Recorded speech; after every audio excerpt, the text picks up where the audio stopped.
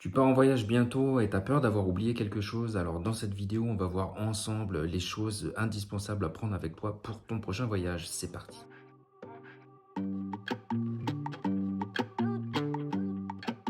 Alors ces conseils que je vais vous donner, ils sont basés sur quand même pas mal d'années d'expérience maintenant de voyage principalement seul, mais aussi en couple, un peu partout dans le monde. Et c'est vrai que maintenant, il y a des choses auxquelles je n'avais pas pensé avant, que je prends toujours maintenant, parce que c'est devenu un indispensable pour moi. Alors je vais commencer sur un classique pour que les choses les plus intéressantes soient à la fin, pour que vous puissiez rester jusqu'à la fin de la vidéo. Le mieux, c'est de vous abonner directement si ça vous plaît. Likez la vidéo, commentez, c'est très bon pour le positionnement, le référencement de la chaîne et ça me motivera et m'encouragera à continuer. En plus, vous, ça vous coûte rien. Allez, c'est parti pour le premier conseil.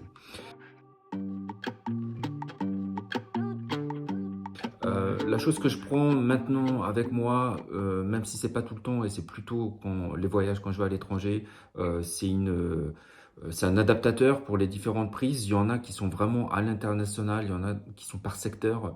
Franchement, c'est pas très lourd, c'est pas très gros. Euh, Ça peut être sympa de le laisser sur place, enfin de le prendre avec vous dans votre valise si vous en avez, si vous êtes, même si vous n'êtes pas sûr d'en avoir besoin, parce qu'à l'aéroport ça coûte une blinde. Je suis parti la dernière fois cette année en Inde, j'étais pas sûr d'en avoir besoin, donc je me suis dit mince, enfin c'est un peu la galère si tu arrives sur place et que tu peux pas te brancher. Donc je me suis dit, j'en achète un à l'aéroport. Le prix, c'était incroyable. Je crois que c'était entre 30 et 50 euros. Donc si vous n'en avez pas un, achetez-le via Amazon. Il y a des super produits pour pas trop cher. Parce qu'à l'aéroport, vous allez vous faire mais juste arnaquer entre guillemets, hein. Ou si vous allez dans un pays comme la Thaïlande, etc., vous pouvez toujours acheter sur place. Même si bon, très sincèrement, j'en ai rarement eu besoin, même en Thaïlande, souvent les prises en Inde, finalement, c'est pas forcément les mêmes prises, mais on n'en a pas besoin non plus. Il y a beaucoup d'hôtels, voilà, qui ont pas les genres de prises, qui ont des prises vraiment qu'on peut utiliser partout. Donc c'est pas forcément ce qu'il y a de plus utile, même si franchement, si vous en avez besoin, c'est quand même sympa d'en avoir un en avance dans votre sac et surtout pour pas trop cher. Deuxième chose qui va être un classique qui coûte pas très cher et qui est quand même pas mal à emporter, ça va être pour peser son bagage. Moi je le fais parce que j'aime bien ramener des souvenirs. Ça fera peut-être l'objet de vidéos, mais j'aime bien tout ce qui va faire partie ouais, des antiquités, des œuvres d'art, notamment d'Asie. Et ça peut peser assez lourd et c'est vrai qu'aujourd'hui les compagnies aériennes font face quand même à des pressions budgétaires assez importantes et elles gagnent quand même pas mal d'argent avec les bagages, notamment quand on se trompe. Donc en prendre un, ça coûte pas très cher, vous pouvez le faire euh, avant de partir, mais c'est surtout une fois que vous êtes sur place. Même si, encore une fois, là et l'aéroport, j'ai eu la même chose en Inde, pareil. Vous pouvez aller à l'aéroport, parfois il y a l'endroit où on donne les bagages, il y en a qui sont vides et on peut peser son bagage. Il y a même des balances qui sont faites maintenant exprès pour pouvoir s'organiser parce que ça prend du temps finalement, hein. Même s'ils gagnent de l'argent, ça peut rallonger pas mal le temps d'enregistrement de tous les passagers. Euh, donc voilà, c'est toujours sympa d'en avoir un sur soi, comme ça on est sûr d'être dans les clous. Et c'est vrai que si on arrive à l'aéroport et qu'on est au-dessus et qu'il n'y a pas forcément beaucoup de marge de manœuvre, on est un peu bloqué. Alors que si on le fait avant, on peut toujours décider de rajouter ou de racheter un autre bagage ou peu importe. Là encore une fois, ça coûte pas très cher. Je vous ai mis un lien sur Amazon, donc c'est un lien affilié. Euh, donc si vous l'achetez, vous, ça vous change rien, vous l'avez au même tarif et moi, j'ai une petite commission, alors c'est pas grand-chose, mais moi j'en suis très content, c'est un des moins chers, donc voilà, vous n'avez pas besoin de mettre des milliers des cents dans un truc comme ça.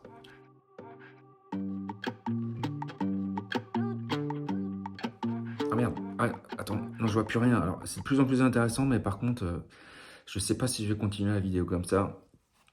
Euh, alors, j'ai pris ça maintenant et je le prends tout le temps. C'est utile non seulement dans l'avion, Pour dormir, pour les longs trajets, ça peut être en bus aussi, hein. Il y a les trains de nuit au Vietnam qui sont assez excellents, que je recommande d'ailleurs, ou quand vous dormez dans des hostels. Moi, je sais que quand je voyage tout seul, je vais beaucoup dans les hostels parce que c'est beaucoup moins cher et voilà, je passe la plupart du temps dehors à visiter ou à surfer et c'est vrai que quand je rentre, eh ben, ça me dérange pas de partager la chambre avec d'autres personnes, surtout si ça me coûte beaucoup moins cher.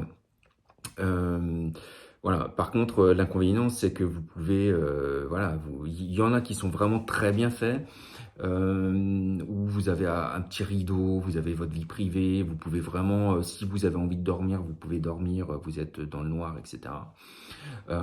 Et il y en a d'autres, bah, c'est juste des lits superposés où finalement c'est un peu précaire et ça peut être assez compliqué de dormir, notamment s'il y a d'autres personnes qui font la fête ou qui juste voilà, qui rentrent plus tard et il y en a plein qui allument la lumière, qui veulent pour se changer ou pour peu importe. Donc il peut y avoir un manque de savoir-vivre de la part de personnes, mais de manière générale, plus on est nombreux, plus c'est compliqué de garder son intimité et plus on peut être dérangé, notamment quand on se couche un peu plus tôt que les autres. Donc ça, maintenant, je le prends tout le temps. Ce que je prends aussi toujours avec moi, ça va être des boules caisses. J'en ai jamais utilisé, j'ai jamais eu de problème pour dormir, mais ça m'arrivait pas mal de fois de tomber dans des hostels avec des gens mais qui ronflaient, mais c'était juste la folie. Pas loin de moi, qui restait plusieurs jours et l'horreur. Franchement, l'horreur. J'ai un sommeil de plus en plus léger. Je pense que c'est lié à l'âge aussi. Et donc du coup, le mec qui ronfle, il va me réveiller en pleine nuit. Et moi, je suis incapable de me rendormir. Et en plus, ça m'énerve du coup à un point. Et le mec qui ronfle, voilà, il dort. Donc, à part le réveiller et puis lui dire d'arrêter de ronfler, et puis même s'il peut rien, vous êtes bloqué et c'est assez compliqué parce qu'on peut pas vraiment empêcher aux personnes de dormir en dortoir.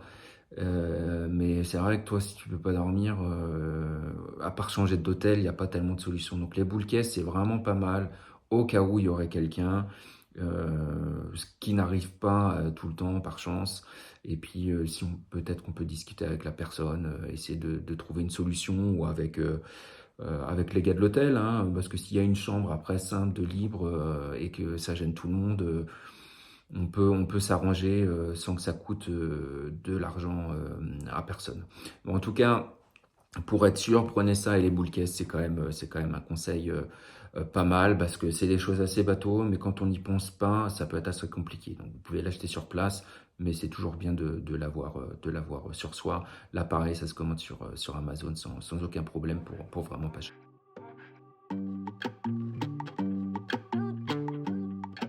Alors pour ceux qui sont restés là jusqu'à la fin, on est plus ou moins à la moitié de la vidéo, mais ça va devenir de plus en plus intéressant. Donc continuez de rester, de vous abonner, de liker, de commenter la vidéo. Ça va être tout ce qui va concerner vos papiers d'identité. Donc moi, ça c'est mon passeport. J'ai fait faire ça en Thaïlande, c'est assez connu, hein, au marché dont je ne me rappelle plus le nom. Ça protège un peu, mais le plus important, ça va être ça. Donc c'est rien, c'est du plastique, ça coûte rien. Vous en avez beaucoup quand vous commandez, peu importe quelque chose, hein. Tout le monde a ça un peu chez lui, même vous pouvez utiliser ça pour cuisiner. Moi, ce que je l'utilise, je mets tout le temps mon passeport dedans. Alors c'est pas du tout sexy, c'est un peu plus galère pour accéder à son passeport, mais ça peut franchement vous économiser plusieurs centaines d'euros. Alors je m'explique. Il y a quelques années, je suis allé en Thaïlande. J'avais ma copine qui habitait là-bas, donc j'y allais régulièrement. Euh, et c'était un jour où je devais rendre un scooter que j'avais loué parce qu'on repartait le lendemain au Japon. Donc je le rends, je récupère mon passeport et au moment de rentrer, de l'eau, enfin il pleut vraiment beaucoup. J'ai mon passeport dans mon sac à dos et mon sac à dos, enfin voilà, mon sac à dos est trempé et je me rends compte que une des pages les plus importantes de mon passeport, là où il y a ma photo, a pris un peu l'eau. Donc je me fais pas tellement de soucis, je vais à l'aéroport, je passe. J'arrive au Japon, les vacances se passent très bien, et au moment de rentrer, donc je dois rentrer, Et en plus, je dois repartir directement prendre l'avion 2 heures après pour aller de Bangkok à Chiang Mai. Et à l'aéroport, il y a tout un système qui est automatisé et moi, ça passe pas. Et je me dis, mais enfin, voilà, je comprends pas. Et enfin, je me rends compte assez rapidement que c'est lié à mon passeport, dont la page trempée avait un peu bavé et avait changé finalement. Et on reconnaissait encore moins bah, mon identité. Donc j'ai dû faire appel à du personnel, et le personnel là-bas, c'est toujours un peu compliqué parce que vous êtes un pharaon, vous êtes un étranger, et c'est pour eux un moyen assez facile de gagner de l'argent. Donc ils me disent non, non, mais vous pouvez pas passer, c'est pas reconnu, vous devez repartir au Japon, aller à l'ambassade de France, vous faire refaire un nouveau passeport en urgence ou une autorisation temporaire et revenir. Donc faut racheter un billet, faut se déplacer, faut dormir là-bas. J'aurais raté mon billet pour aller à Chiang Mai. Voilà, galère absolue. Et je me dis bah non, mais il y a pas moyen. Mon ami qui habitait là-bas me dit bah glisse un ou deux billets. Et puis normalement ça devrait passer, il devrait te laisser passer. Et c'était la première fois pour moi, ou la deuxième peut-être. Euh, et je suis un peu radin, donc je mets un petit billet, un petit peu plus. Donc ça devait être l'équivalent de 50 euros. Ils m'ont laissé passer. Mais c'est vrai que depuis, je prends plus le risque et je prends toujours ça. La deuxième des choses, c'est que donc je rentre, tout se passe bien, je rentre en France, ça devait être l'été, je devais repartir un mois après avec mon fils en Thaïlande, revoir ma copine. Avec mon fils qui venait pour la première fois. Mais moi, je voulais plus prendre le risque et j'ai dû refaire mon passeport. Du coup, je vais à l'ambassade de Berlin parce que j'habite à Berlin, pas de problème, sauf qu'il y a un délai pour refaire ton passeport qui était plus ou moins de quasiment un mois. Le souci, c'était que dans ce mois-là, c'était l'été, je devais repartir en France avec mon fils, je pouvais pas venir récupérer, non, avant. Enfin, bref, c'était assez compliqué et ça s'est joué à très peu pour que je puisse réavoir mon passeport et ne pas avoir de problème. Et j'aurais été vraiment embêté, ça m'a embêté pendant un mois. Je me suis dit, si je peux pas partir, je peux pas partir, et mon fils non plus. Du coup, ça fait 2 billets en plus à racheter, ou on peut juste pas partir en vacances ensemble. Donc c'était quand même assez compliqué, et c'est pour ça que maintenant je le prends tout le temps et je le recommande à tout le monde. Surtout que votre passeport, vous n'en avez pas forcément beaucoup besoin, hein. Vous allez à l'aéroport, vous le prenez et puis vous le montrez, vous le rangez, c'est fini. Dernière chose, et puis j'arrête de vous parler de ça, mais ça m'est réarrivé récemment, c'était au Maroc cette fois-ci. J'avais laissé du gel douche dans mon sac classique, et j'avais dû mal refermer, ou je ne sais pas ce qui s'est passé, et ça, il y en avait partout dans le sac. Là, pareil, j'aurais pas eu cette protection-là, mon passeport aurait été foutu. Donc ça vous met vraiment en galère. Surtout que maintenant, le faire refaire, ça coûte aussi assez cher. Donc, ça coûte rien, c'est pas sexy, mais qu'est-ce que ça peut rendre service. Donc, franchement, un incontournable, et ça m'est arrivé plusieurs fois. Donc, même si vous trouvez ça un peu con, faites-le. Je vous jure que ça va vous sauver d'une situation assez délicate, au moins une fois. Tous ceux qui sont restés assez longtemps, merci. On va se quitter sur un ou deux conseils. Dernier conseil, ça va être sur le type de sac à dos à prendre. Donc, moi, ce que j'aime bien prendre, c'est les sacs à dos North Face, pour pas les citer. Pourquoi? Parce que en termes de litrage, j'ai un peu toutes les tailles. Je crois que moi, ma taille, c'est L. Donc, en soi, ça passe pas, normalement, dans les bagages à main. Sauf que on peut vraiment les plier et faire en sorte que si on les remplit pas complètement, ça passe quand même. Et c'est vraiment top parce que du coup, c'est très modulable. Donc moi, souvent à l'aller, je vais pas prendre de bagages en soute, je prends que les bagages à main.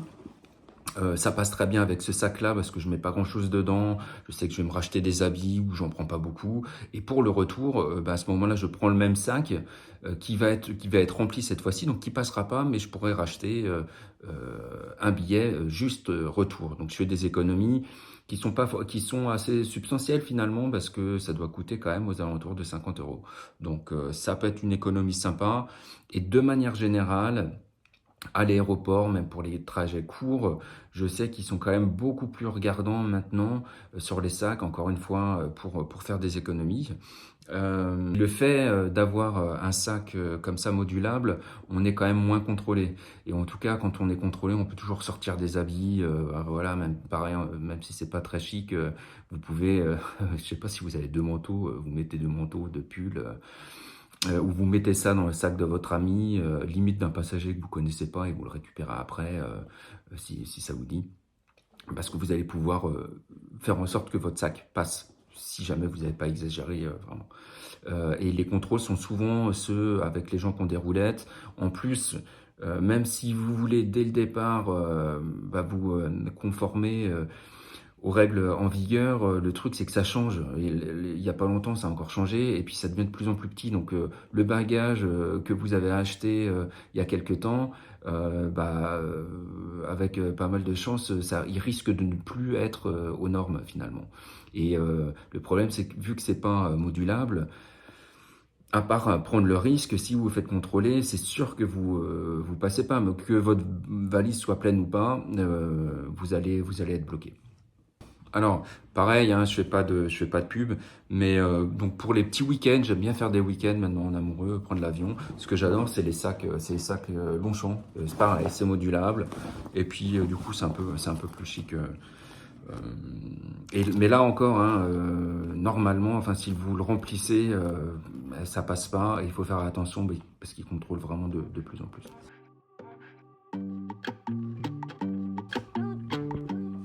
Allez, un petit conseil bonus pour ceux qui sont restés jusqu'au bout, ça va être de prendre plusieurs cartes de crédit.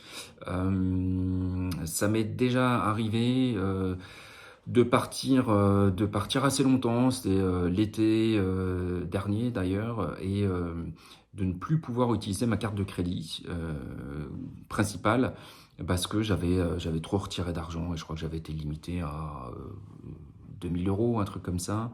Et, euh, et quand on le dépasse, finalement, la carte ne marche plus, hein, même si le compte est alimenté, il y a de l'argent dessus, vous ne pouvez plus utiliser la carte de crédit parce que voilà, il y a des limites. Et dans ces cas-là, ça peut être assez compliqué de retirer de l'argent, et surtout si vous n'avez pas d'autres cartes. Donc la meilleure des choses à faire, c'est d'avoir une deuxième carte pour éviter ce cas-là, si vous avez eu des grosses dépenses avant ou pendant. La deuxième raison, c'est que il y a pas mal de distributeurs qui fonctionnent pas forcément avec tout type de carte. Et souvent, c'est toujours bien donc d'avoir une carte de crédit, voire même de débit, hein, mais avec soit Mastercard, soit Visa, soit je sais pas ce qu'il y a encore, mais avoir deux types différents pour être quasiment sûr de pouvoir retirer de l'argent, surtout si vous voyagez seul. Je ne vais pas en parler dans cette vidéo, j'en ferai le sujet d'une vidéo entière, donc c'est pour ça que vous pouvez vraiment vous abonner. C'est sur le type de banque à choisir pour éviter tous les frais, parce que ça peut être assez énorme, c'est souvent assez caché. Euh, et enfin, les trois quarts des gens que je connais, même ceux qui voyagent quand même régulièrement, sont pas au courant de ça et se font franchement avoir, et ça en plusieurs dizaines d'euros, quoi. Donc abonnez-vous, j'espère que cette vidéo vous aura plu. Il y en aura pas mal à suivre donc sur les différents voyages qu'on a pu faire. Je repars bientôt au Maroc pour aller surfer entre Agadir et Imsouane, Essaouira plutôt, à Imsouane. Donc voilà, avec pas mal de conseils également, et des photos, des vidéos avec moi, probablement mon fils et ma copine. Enfin, on sera en famille avec pas mal de conseils. Donc abonnez-vous et puis je vous dis à très bientôt. Ciao.